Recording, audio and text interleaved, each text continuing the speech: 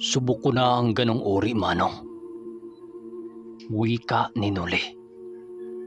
Oh, sige.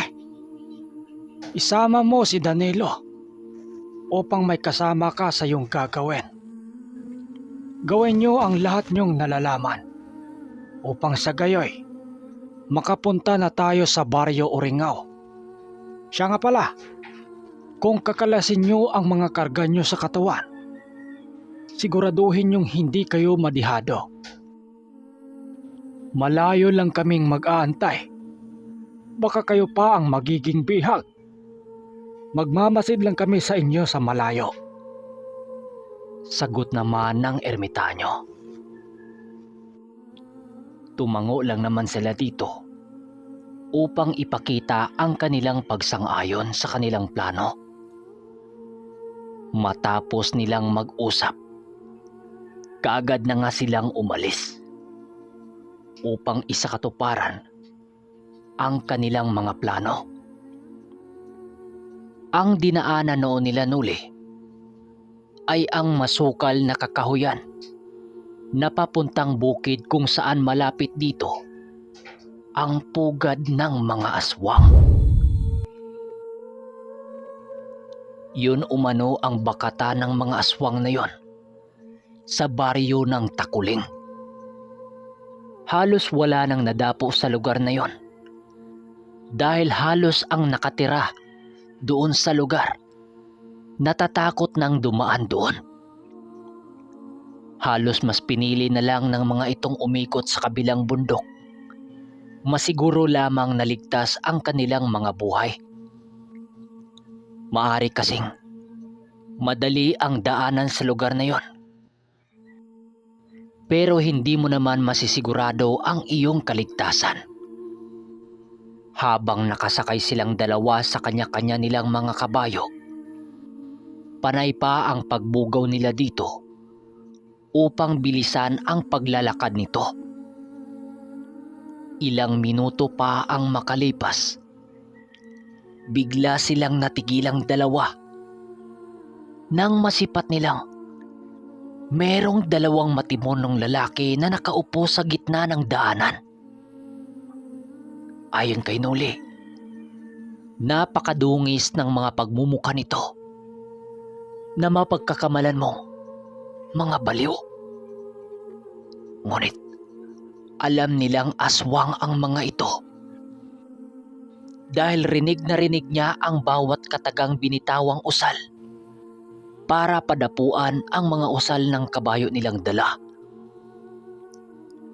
Sa pagdaan nila sa gilid nito, nakayuko lang ang mga yon habang tuloy sa pag-uusal. Ilang minuto pa ang makalipas, biglang naramdaman nilang dalawa ang kakaibang paglakad ng mga kabayo nilang sinasakyan. Hindi naman nila yon pinigilan. Gawa ng yun ang nakaplano sa kanila.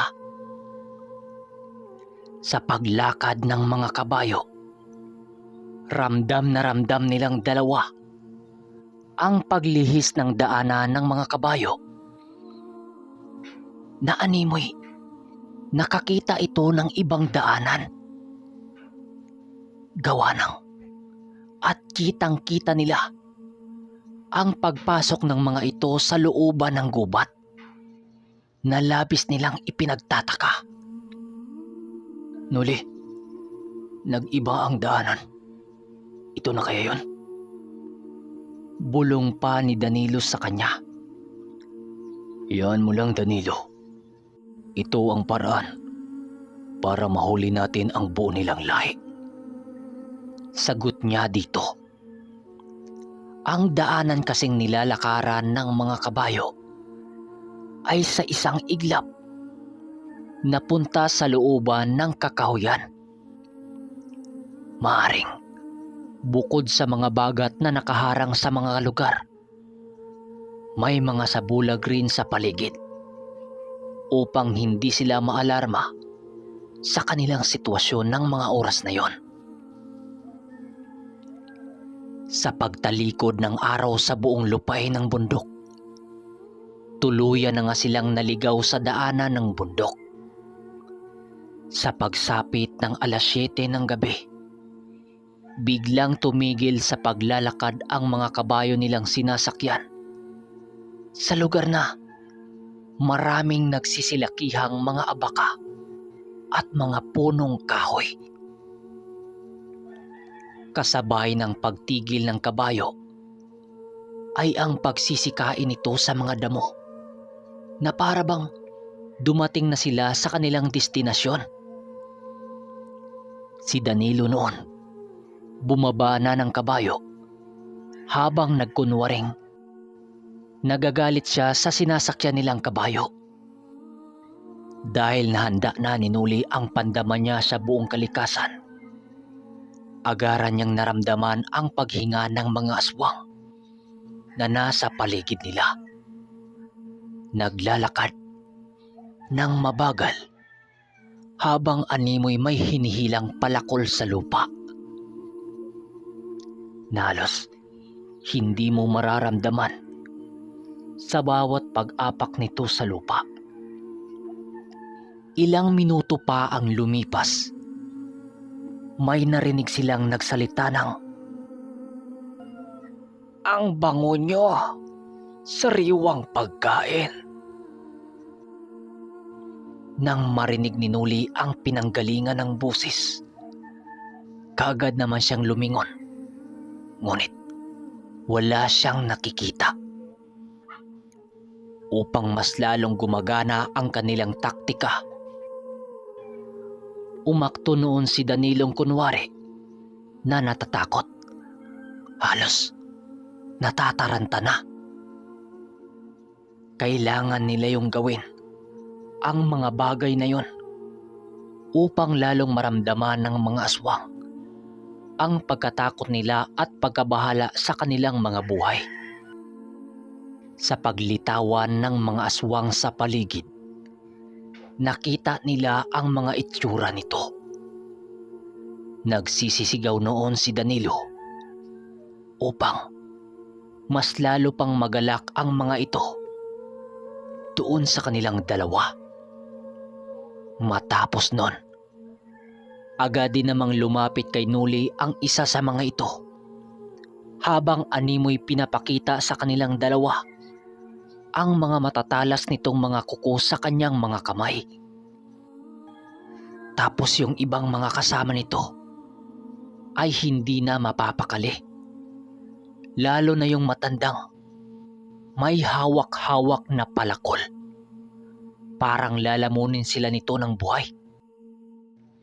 Pero nagpipigil lang yun dahil ang pinuno nito ang kailangang mauna sa kanila. Hinawak-hawakan ng pinunong yun ang kanilang mga muka hanggang sa likuran nilang parte. Pero laking gulat ng mga ito nang makapa nito sa kanyang likuran ang dalawa niyang tabak na puno ng mga usal na nakatago sa kanilang mga kasuotan. Ano? Natigilan kayo? Wika dito ni Nuli habang si Danilo nagpapakawala na ng mga inkantasyon upang hindi na makawala sa kanilang mga kamay ang mga aswang. Nang marinig ito ng aswang, bigla itong napatras sa kanyang pwesto at gulat na gulat habang nagwiwika ng, Sino kayo? Nang marinig ito ni Nuli, hindi na sila umimik upang bigkasin na lamang ang mga inkantasyong kailangan nilang magawa. Sa paglakad nilang dalawa, ramdam na ramdam nila ang pagkatakot ng mga aswang sa kanilang mga ginagawa. Lalo na nung masipat nito ang espiritual na kampilan sa kanyang mga kamay na sandata ng arkanghel. Gustuhin man ng mga itong tumakas, hindi nila yun magagawa dahil sa lakas ng mga salamangkang pumipigil sa kanilang makalayo sa hindi malamang dahilan. Kaya't nagtataka na din sila dahil sino naman ang tumulong sa kanilang dalawa. Pero nang masipat nila sila Manong Duming, nagsisilabasan sa makapal na talahiban, doon nila napagtantong kanina pa pala yung nagmamasid sa kanila at ginagawa ang paghuli nito sa mga yon. Paglapit ng ermitanyo, nagwika ito ng, Tapos na ang maligaya niyong gabi, mga demonyo. Kayo pala ang kinakatakutan ng mga tao sa bayang daraan dito. Matanong ko kayo, saang angkan kayo napabilang? wika nito. Hindi naman nakasagot ang mga nilalang na yon dahil sa labis na pagkatakot nito sa kanilang pangkat. Sa pagpapalibot nila sa mga ito, hindi naman alam ng mga ito ang kanilang gagawin. Dahil sa ayaw itong sumagot kay Noli, pinili ni Danilong hawakan ang isa sa mga ito upang magawa nitong humarap kay Noli. Kahit basang-basa ng mga langis ang mga katawan nito, wala silang pakialam. Anong pakiramdam na mahuli kayo sa mas mabangis pa sa inyong lahi? Hindi ba nakakapangilabot? Ngayon, mararanasan nyo din ang nararanasan ng mga taong binibiktima nyo. Wika ni Noli rito. Bago namin kayo sunugin, may nais pa ba kayong sabihin sa amin? Dagdag daman ng ermitanyo. Nang marinig ito ng aswang, pilit itong kumakawala kay Danilo at kalaunan. At pinabitawan naman ito ni Noli upang kahit papano makakapagsalita ito sa huling pagkakataon. Pero nung akmang tatakbo na ito, sinabi ni Nuling, hayaan lang nila. Siya ang bahala doon. Sa pagtakas ng aswang na pinuno, ay ang pag-anyo ni Noli bilang isang anino. Paglaho niya sa harapan ng mga aswang na nahuli nila Manong Duming, ganon na lamang ang pagkagulat ng mga ito.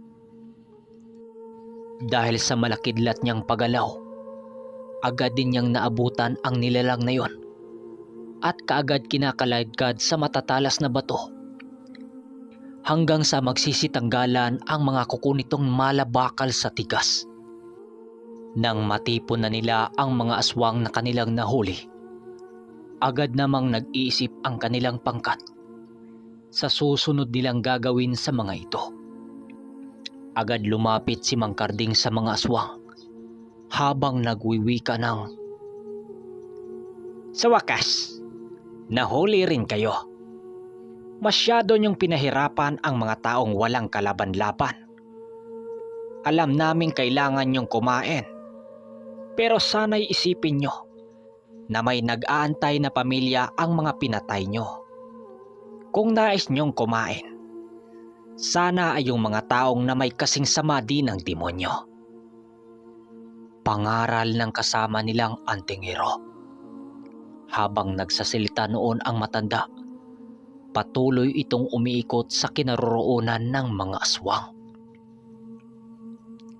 Ang pinuno na nadakip ni Noli ay halos hindi na ito makatayo dahil sa paghampas ng mga kasama nila ng mga buntot paging ginawang latigo dito.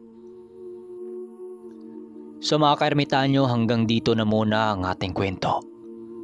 Paabang sa part 150. Maraming salamat. Hanggang sa pagbabalik ng Ang Ermitanyo.